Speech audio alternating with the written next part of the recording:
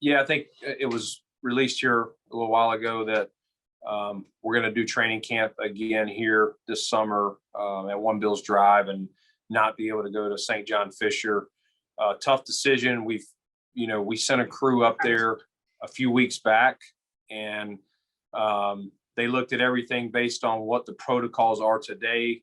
We've been in constant contact with the league because we really wanted to make it work at St. John Fisher. I think you guys have heard Sean and myself how much we think it's a great setup for us, and we were trying every which way we could to make it work. But in the end, as we sit here today, the current protocols just make it really hard for us to do what we need to do and not be a distraction for our team with all the distancing, and some things would just have to be virtual that we can do in person here with the setup. So we just decided the best way to get our team ready for this season was to do it here again this year. But we'll see down the road.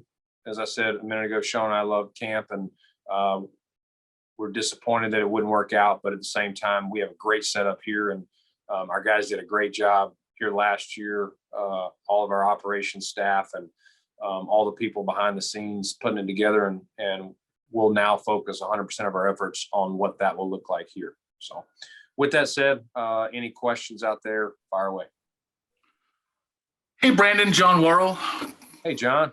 All the way from Canada, self-isolating here. Good. But just wondering, is this partially the decision partially a reflection of the team not being able to meet the vaccination thresholds, and how much of a setback might that be to you? No, John, it's actually zero to do with the vaccines. It's literally the protocols that we're operating under right now. The league updates them, but they don't tell us when it will happen. And as of now, we have certain things that have to be distance, how we do meals, how the locker room space is, all of that stuff. As we sit here today, no matter who's vaccinated and who's not, those are the rules that we're under. Could they change between now and camp? Possibly, but there's no certainty and no clarity. And, we're running up against all the setup that would need to get going at St. John Fisher. And so we didn't feel like we could delay the decision any longer. Gotcha. And just as a follow-up, just on the vaccination front, which has become a bit of a hot topic with the Bills, do you think that this team will not face any setbacks when it comes to thresholds once they come into play? Well, we don't know what the thresholds are, John. That's part of the clarity that we don't have today. And so, we've obviously educated our guys on as much as we have, and I think it has been a hot topic. But in the building, the guys have been very focused on football here. I think it's probably grown more legs outside, whether it's social media or articles. In here, we're all on the same page. We've had a lot of great discussion, and we have a healthy locker room of guys that can be mature and have, which side of the fence you're on. And that's what Sean and I really respect about not only our teammates and our players, but our staff members as well. So at the end of the day, we don't know what the thresholds will be, and but it won't be a distraction. We're excited about the season, and whatever it is, we'll deal with it at that time. Thanks, Brandon. You got it. Hey, Brandon, it's John. What does this do, not going to Fisher the past 2 years? How does that affect the contract you guys had with the school, and where do things stand with that currently? Yeah, I don't know everything on that, John, to be honest with you. Kim and some of the other ones are handling that. So I know there will be discussions down the road with the representatives at St. John Fisher about what that would look like. But at the end of the day, we're just focused on this year, and I'll let Kim and them handle what it looks like going forward. And then as a follow-up for things in Orchard Park, it may be too soon to say, but have there been any discussions or thoughts to having fans a part of things at the facility? Yeah, that's the hard part. We love, at camp is being able to involve our fans. And so we're having internal discussions. We always have that scrimmage, a week before the preseason game. We're looking at that, plus another opportunity or two. Nothing's in stone, but we're trying to find some ways to have some open practices in the stadium so that we can allow our fans to come. Obviously, it doesn't work as well on the practice field, but we hope to down the road have some dates, a date or dates that will be open to the public. Thanks, Brandon. You got it, John. Hey, Brandon, it's Thad. Good to see you. You too, Thad. Thanks, man. I know you kind of want to concentrate on this year, but with the contract at least being up for the moment, is there a thought for this team, if they want to go away to camp, that it possibly could be somewhere other than Fisher whenever the next deal becomes a reality for your team? Yeah, I mean, until something's done, I guess that's always an option, Thad. That's not really our focus. Our 100% of our efforts has been on trying to make it work this year. And once that became not a reality for us, and we just had to focus on, what we're going to do camp here. We haven't had discussions. Kim will be all over that, and she has her team of people that I'm sure we'll discuss that and then circle back with me and Sean down the road on what that looks like. And then Sean talked about, how much the team enjoys connecting with fans, not only in Rochester, but from other places that come to Rochester to see camp. Is there a message that you want to convey to all those people who will not have the opportunity again this year to see you guys in person? Yeah, I mean, it's disappointing. I feel bad for them because I know how many people love to come up there. It's such a great setup. The weather's generally really, really good. And again, selfishly, I'm disappointed not to see the fans and not to have camp up there.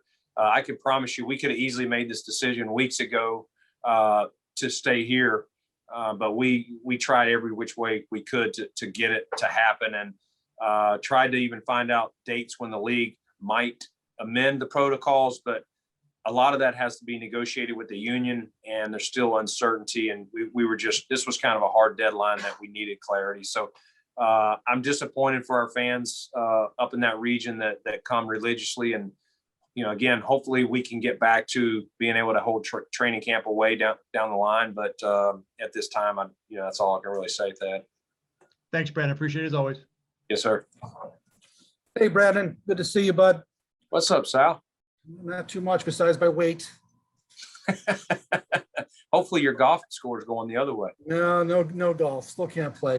Anyway, logistically, if you guys were not to go back to Fisher or anywhere else down the road, if you decide that you want to be like many other teams and just stay home, logistically, what would have to happen for that to be a reality to bring fans into your practice facility? Because I know you don't want to be on turf every day. What would you have to do? Have you even thought about that yet?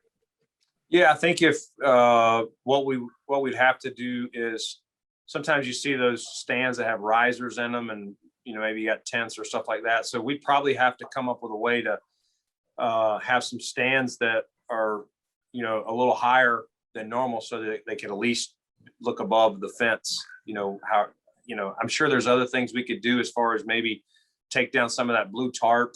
And I mean that nothing's ideal. That's why going to a place like Fisher that's set up for that is better. And you're right. We do want to be on grass as much as we can, especially that time of year when guys are practicing every day and there's not those built-in days in the season that they're off. But those would be probably the first things that come to mind, but we would look at all avenues if that happened down the road for sure. Okay. Thanks, Brandon. You got it, Sal. Hey, Brandon, just a follow-up on the vaccination question. You had made your comments on One Bills Live, and Sean, when we talked to him most recently, I think it's fair to say he expressed a fair level of, he used the word concern about the situation, that it could potentially impact the season based on what you would or wouldn't be able to do if you hadn't met the vaccination threshold. So I would ask you just kind of directly right now, given where things stand on that issue, are you concerned about it? Are you satisfied with where things are at? How would you characterize your view of that situation at the time we're at right now, looking toward the season and training camp? Yeah, I get the question, Adam. I guess first off, my comment was a hypothetical. And again, I spoke to the union, spoke to the league, and we all got on the same page on that. It wasn't, I think it got blown out as far as me cutting players that weren't vaccinated. That was not the gist of what I said, but it is what it is. It was all in the context of looking for, my job is to find competitive advantages for our team. And it was really from that context. And again, it was all hypothetical. To Sean's, what he said, we're trying to stay out in front of it and figure out what the thresholds are and also educate our guys on everything we can about the vaccines, whether it's medical people, whether it's other people that have had it, other sports. And that's really all we can do is just educate. And it's a personal decision. And as I said earlier, where you lie on the fence is what it is. But I can tell you our locker room is very strong. It's together and guys support each other, whatever their decisions are. And Sean and I are going to be right there to support them. And it's not going to impact our season negatively or anything like that. We're going to make the most of it, whatever the thresholds are and whatever restrictions we have to deal with. Just a quick follow-up, if I could, and this kind of comes from the "well, we have you here" category, but a lot of interest, obviously, in the Josh Allen negotiations. Can you give us some type of update or indication of where things stand on that front? You're not going to like my answer, Adam, but no, there's really nothing to give you on that. If something were to happen, this summer, we'd definitely let you know. Hopefully, it's coming from us and not being broke somewhere else. But other than that, there's nothing I could give you. Is it ongoing? Is it fair to say that? There's nothing I could give you on it. I'm sorry. I try to be transparent, but I don't like to talk about that stuff until, if and in, a deal happens. All right. You get the question. I know you do. Thank you. I do. I respect it. I'd ask it if I were in your shoes, but hopefully you respect my answer as well. Gotcha, man. Thank you. Yes, sir.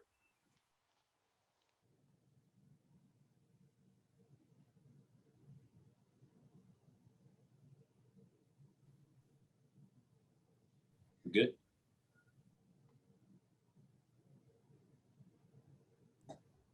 Sorry, my computer is freaking out and Beauvais is trying to unmute himself.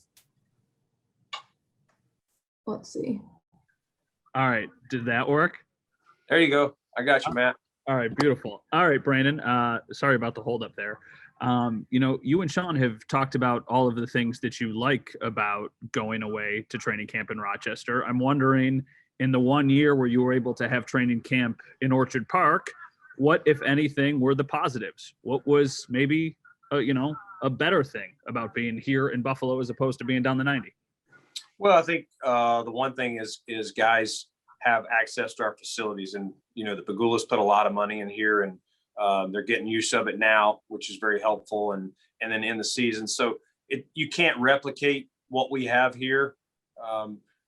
The reason for the getaway is just that team camaraderie building, which still happens here. It's just you don't get the stuff at night, maybe because guys have obligations to go home or they have things that pull them away, kids at games or whatever's going on. But no, we have a great setup here, and it's not a negative.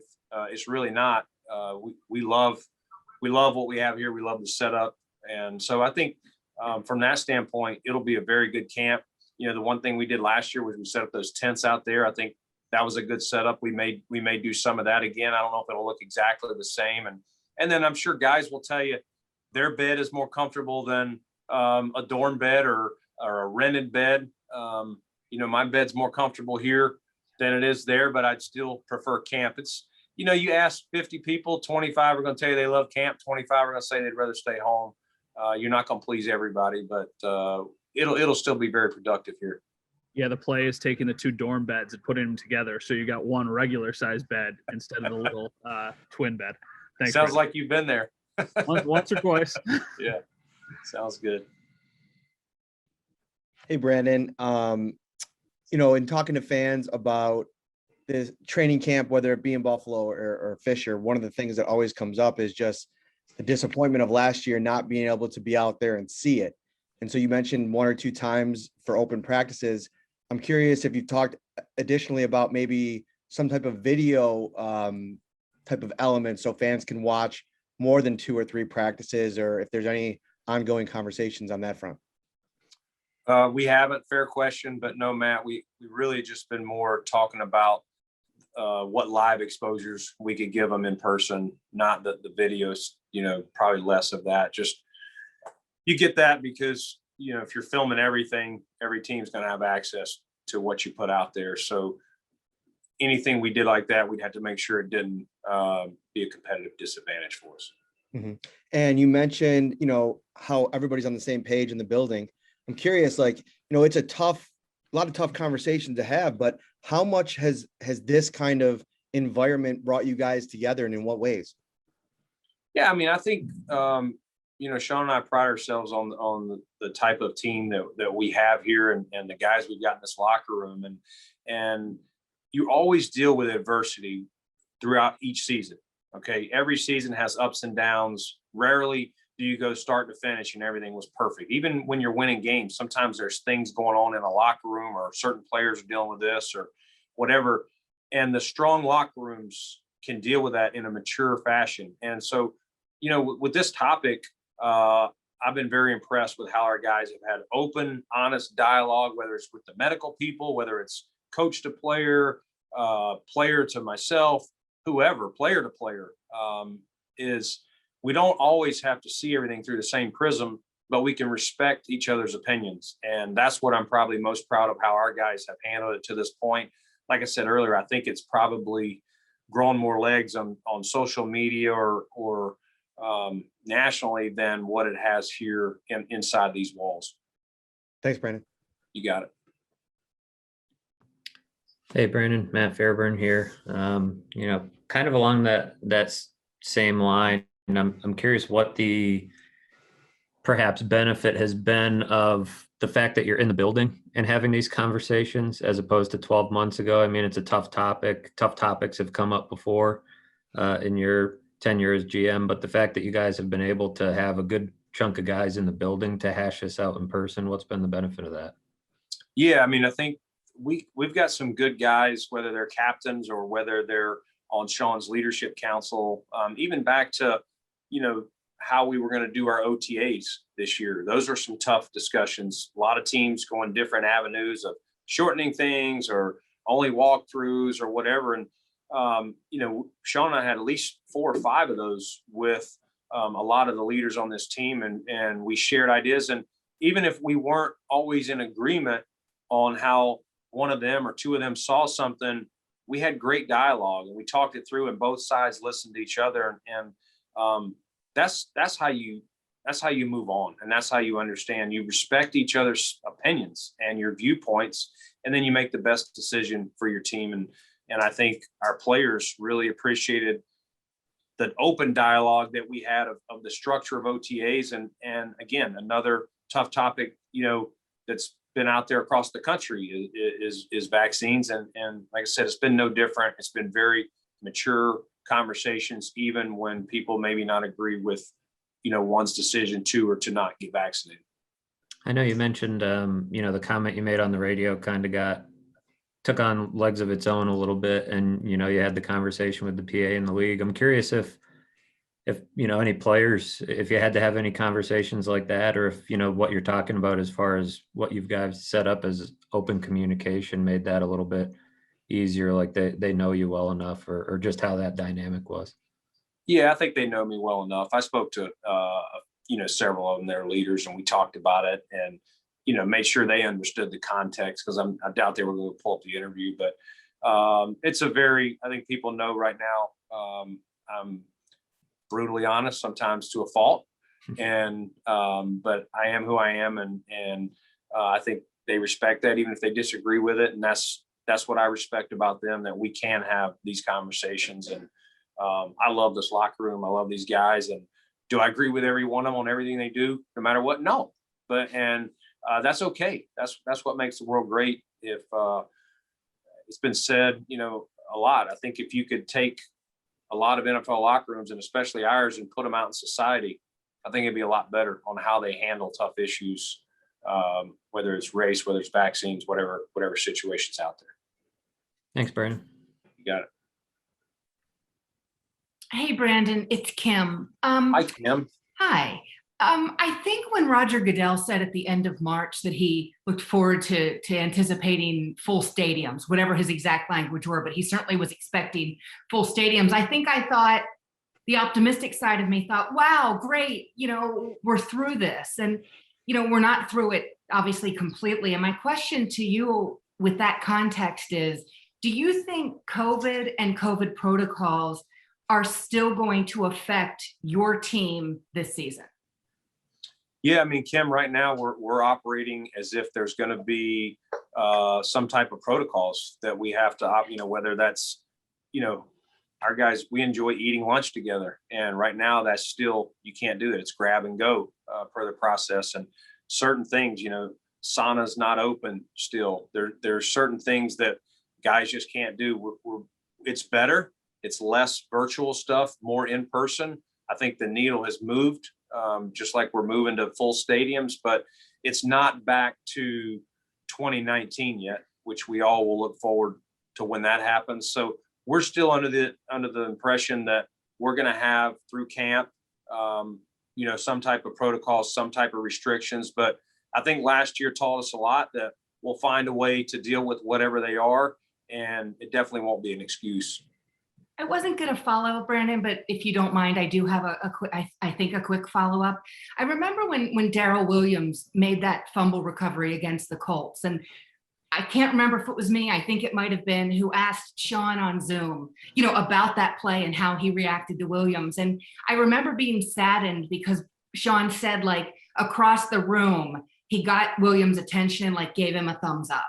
Because at that point, you weren't allowed to, hug a guy, if he made a great play for you. Football, it seems to me, the ultimate team game, needs that kind of interaction. Do you guys miss that? You have such a together franchise, as far as I can tell. Do you guys miss that opportunity? My goodness, for a head coach to hug a big lineman who just might have saved your season?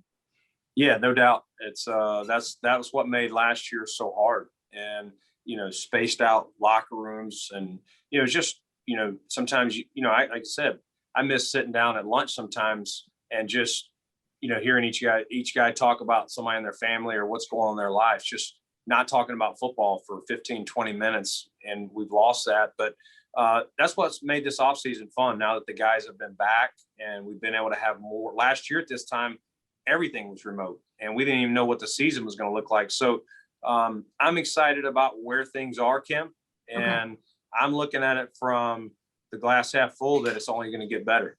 Okay. I like that. Thanks, Brandon. You got it. Good seeing you, Kim. Of attendance at OTAs. I know Dion complimented you for dealing with other players' schedules and families and working with them. I know it was a logistics thing you guys talked about with training camp, but was there player input on training camp, or what was their reaction when you guys told them today that they'd be staying in Buffalo? Yeah, I think there really wasn't a lot. We do talk, Sean did have a conversation with a few of them after one practice, telling them that we were still working through the decision. And with these protocols, would they have a preference either way, or do they just want to put the decision on us? And so that conversation did happen, but we really tried, like I said, Friday afternoon, we kind of knew our time had ended, and this week we would need to move forward. But like I said, we'll make the most of it. Our guys, it's like anything. You ask, like I said earlier, you ask 50 of them, 25 probably love camp, and 25 would rather sleep in their own bed. So that's probably more of an individual question. I appreciate it, Brandon. Go Braves. You got it. Thanks. Hey, Brandon, can you hear me all right? Yes, I got you, Marcel. Yeah, sorry, video's not working right now, but I just wanted to clarify because the Boston Globe, I believe it was, recently ran a story about how difficult time that teams are having in getting their players vaccinated. I just want to make 100% clear that your players' vaccination rate had nothing to do with your decision at St. John Fisher. Zero. Yeah, okay. It was the protocols, Marcel. That was the current protocols. With the size of the meeting rooms that we need to have, we just couldn't fit all the meeting rooms in the space that were allotted up there. And you can only do so many things outside with weather not affecting in the locker room space as well. I can't hear you now. I lost you. Appreciate it, Nicole. I think I muted myself. And then and then this is another, I guess, speculatory, hypothetical question, but have you either given any consideration to or actually asked players that are vaccinated to withhold their vaccination status when asked about it, just so that nobody can speculate whether or not, okay, well, if this guy said he is vaccinated and this guy doesn't want to talk about it, that must mean this guy is unvaccinated. Like, has there ever been that kind of conversation within your building? No, not that I'm aware of, not that I've been a part of, or no, I haven't heard that at all. Gotcha. All right. I appreciate your time as always, Brandon. Thank you. You got it. Thanks, Marcel.